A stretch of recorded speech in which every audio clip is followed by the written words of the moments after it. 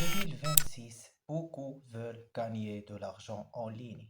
On voit des traders forex sur Instagram, des investisseurs crypto sur TikTok, mais la vraie question est simple. Où est la meilleure opportunité réelle en 2026? Forex, action ou crypto?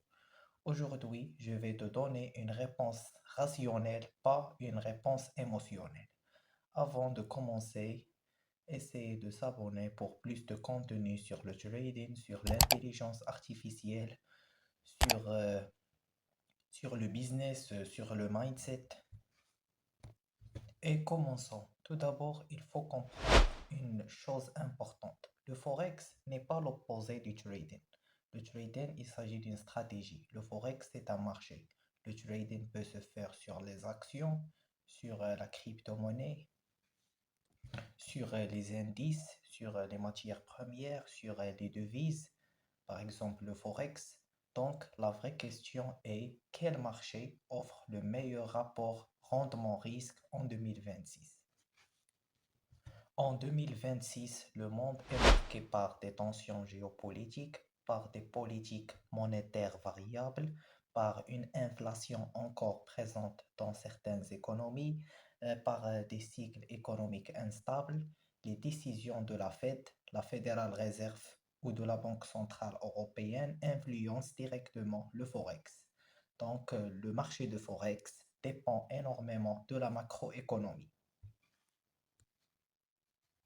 Alors, le Forex en 2026 donne des points forts et des points faibles. Parmi les points forts du Forex, il s'agit d'un marché ultra liquide. Il est accessible 24 heures sur 5 jours. Il y a une opportunité à court terme et il profite des décisions économiques. Pour les points faibles, il a un effet de levier dangereux. Il est très technique. Il réagit fortement aux annonces. Donc, le Forex, c'est un marché de précision. Ce n'est pas un marché juste de chance. En 2026, investir dans des entreprises solides reste une stratégie logique. Exemple d'entreprises dominantes, par exemple Apple, Microsoft, Nvidia. Pourquoi c'est intéressant? Parce que sur le long terme, les entreprises innovantes créent de la valeur réelle.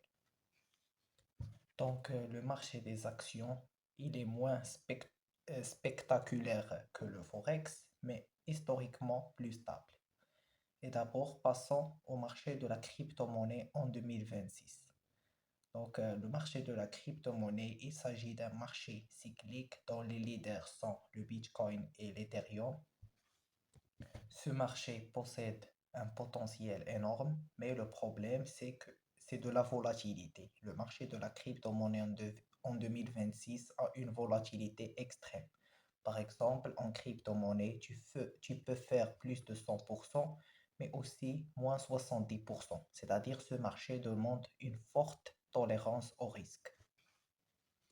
Pour conclure, si tu veux des revenus rapides, tu dois investir au Forex. Si tu veux la construction de patrimoine dans les actions, tu dois investir dans les actions. Si tu veux juste une opportunité spéculative, c'est la crypto-monnaie.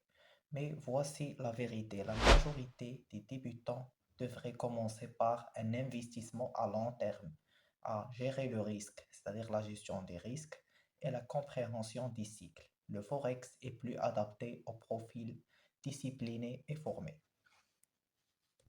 Beaucoup de gens pensent que le problème est le marché. En réalité, le problème, c'est la gestion du risque. Sans discipline, le levier va te détruire en Forex. La FOMO va te détruire en crypto-monnaie et l'impatience va te détruire en action. Alors, pour ma recommandation rationnelle en 2026, si tu es débutant, premièrement, commence par comprendre les marchés. C'est la première étape. Deuxièmement, tu dois investir une petite partie en actions solides. Tu dois t'exposer légèrement à la crypto-monnaie et tu dois approcher le Forex seulement après formation sérieuse. Construis d'abord ton capital mental, puis ton capital financier. En 2026, le marché ne récompense pas le plus motivé, il récompense le plus discipliné. Forex, actions ou crypto, ce n'est pas le marché qui va te rendre riche, c'est ta stratégie. Tu es nouveau à la chaîne euh, et tu n'as pas vu la vidéo que j'ai déposée sur les bases du trading, je te conseille de la voir